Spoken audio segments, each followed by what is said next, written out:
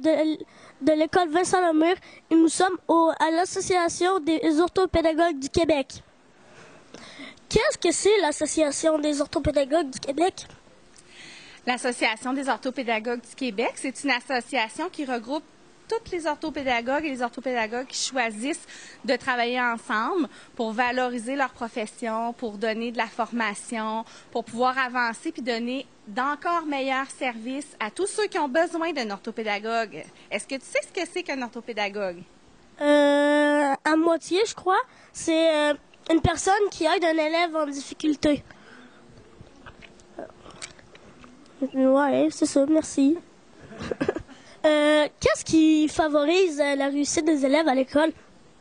Bien, d'abord, c'est leur désir d'apprendre, puis ensuite, c'est que les personnes qui sont là pour leur enseigner ou les orthopédagogues qui sont là pour les accompagner, qui puissent leur transmettre toute la base de la lecture, de l'écriture, des mathématiques, que vous la receviez de façon à bien la comprendre. Puis ensuite, c'est de vous accompagner dans vos besoins.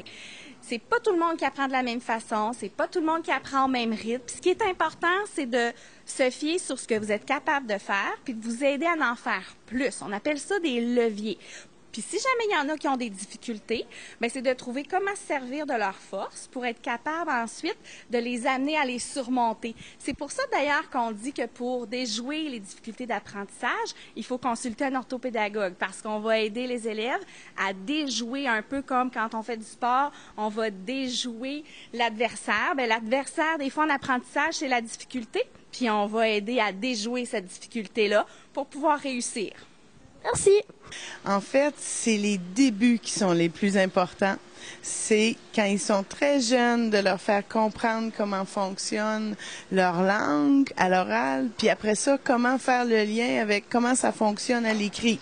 Ça fait qu'il faut leur montrer comment faire les sons dans les mots. Il faut leur montrer que les mots ont des familles. Et il faut leur montrer comment ça marche une phrase.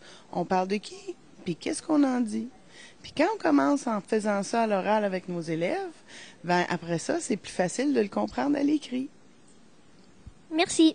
Il y a plusieurs éléments qui favorisent la réussite des élèves. Il y a l'élève lui-même. Je pense que si l'élève décide d'écouter en classe, de faire le travail qui est demandé, de bien étudier, mais ça va favoriser sa réussite. Bien sûr, il y a son enseignant qui est autour de lui, qui va l'aider dans sa réussite, tout comme le parent. Puis tous les adultes, en fait, qui vont graviter autour de l'enfant vont avoir un impact direct sur sa réussite. Qu'est-ce qui favorise les élèves à l'école? Qu'est-ce qui favorise la réussite des élèves à l'école? Beaucoup de choses. Il y a des choses qui appartiennent aux élèves. Fait que si un élève, par exemple, est motivé, s'il fait des efforts, ça va l'aider à réussir à l'école.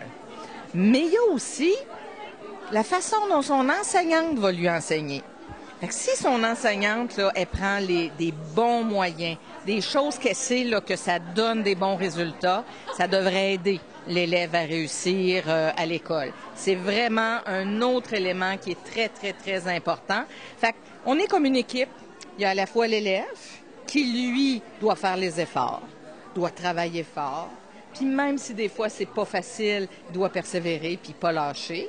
Puis l'autre membre de l'équipe, c'est l'enseignante qui, elle, va tout faire pour prendre les bons moyens pour aider cet élève-là, mais tous ces élèves à apprendre.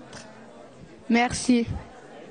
Alors, ce qui favorise la réussite des élèves à l'école, c'est plusieurs choses qu'on met ensemble. Par exemple, une bonne relation avec l'enseignant. Quand l'élève s'entend bien avec son enseignant, c'est sûr que ça favorise beaucoup. Et ensuite de ça, toutes les petites adaptations qu'on peut faire pour que l'élève sente qu'il est capable de réussir, bien ça favorise la réussite. Qu'est-ce qui favorise la réussite des élèves à l'école? Et il y a beaucoup de choses, mais il y a trois choses super importantes. La première des choses, c'est la qualité de l'enseignement. Donc, quand un enseignement est efficace, là, on a des chances de favoriser la réussite. Ensuite, on a la relation maître-élève. Ça veut dire la relation que les adultes ont avec les enfants. Plus les élèves se sentent en confiance, bien, plus les chances de réussite sont grandes. Puis, un troisième élément, c'est la qualité de la direction de l'école.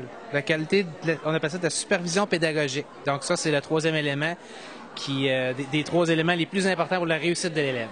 Par exemple, On peut penser aux efforts que les élèves vont mettre. Il faut qu'ils s'impliquent, il faut qu'ils veulent réussir, et il faut qu'ils croient qu'ils peuvent réussir.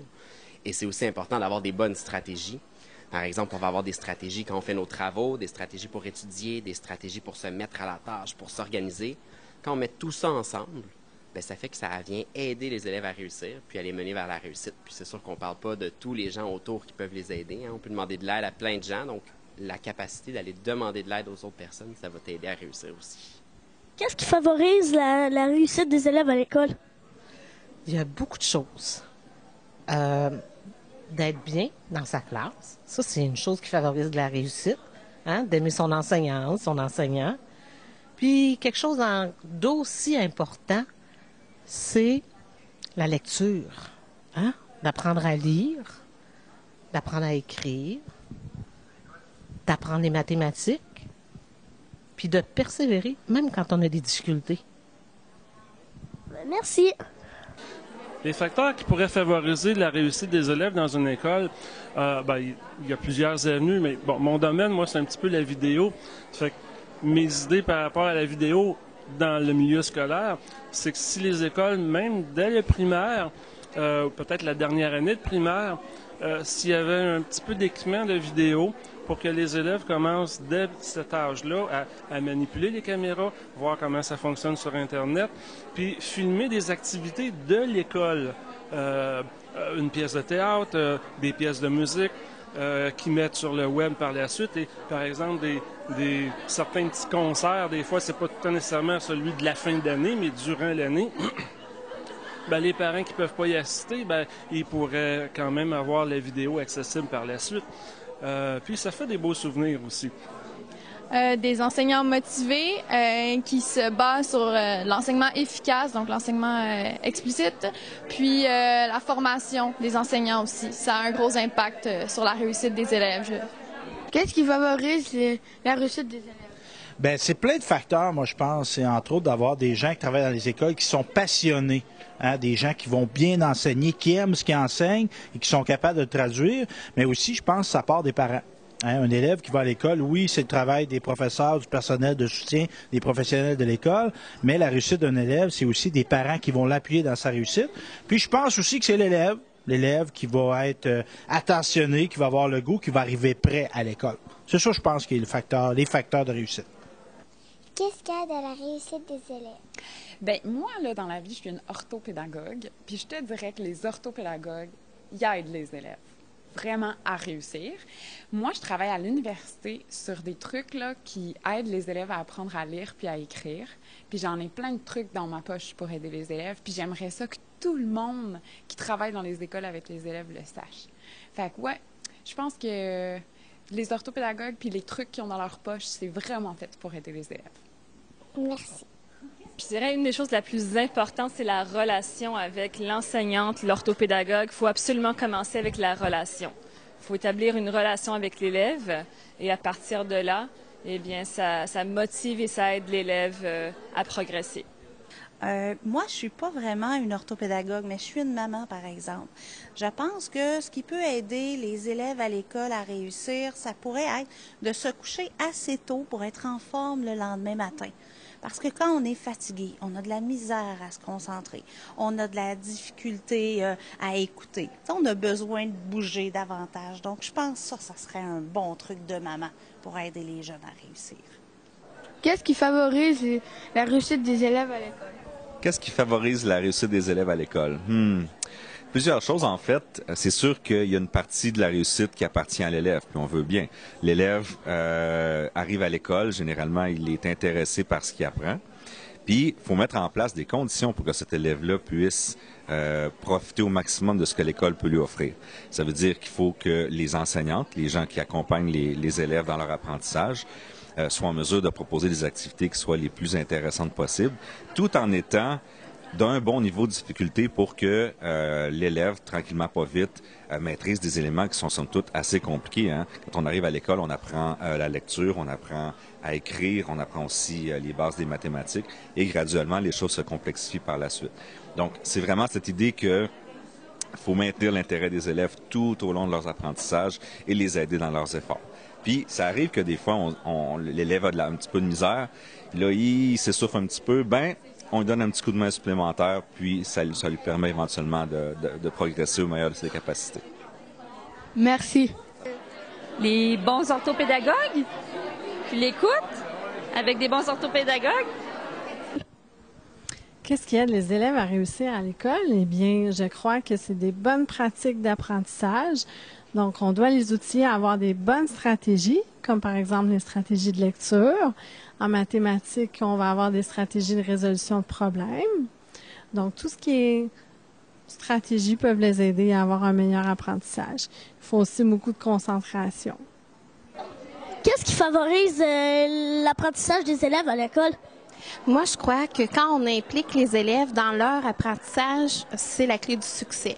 Alors, quand les élèves vivent des activités dans lesquelles ils peuvent discuter, dans lesquelles ils peuvent interagir, habituellement, ils apprennent beaucoup mieux, ils retiennent les notions davantage, et puis, c'est ça, ils sont impliqués dans leur apprentissage. Moi, je dirais que la fréquence des interventions en orthopédagogie et en classe, c'est un facteur de réussite. Des meilleures formations universitaires pourraient aider beaucoup, ainsi que plus de ressources de la part du ministère, entre autres. Alors, qu'est-ce qui est important pour favoriser la réussite des élèves? C'est la collaboration avec les enseignants, les parents, nos collègues orthopédagogues aussi. Et aussi la motivation des jeunes.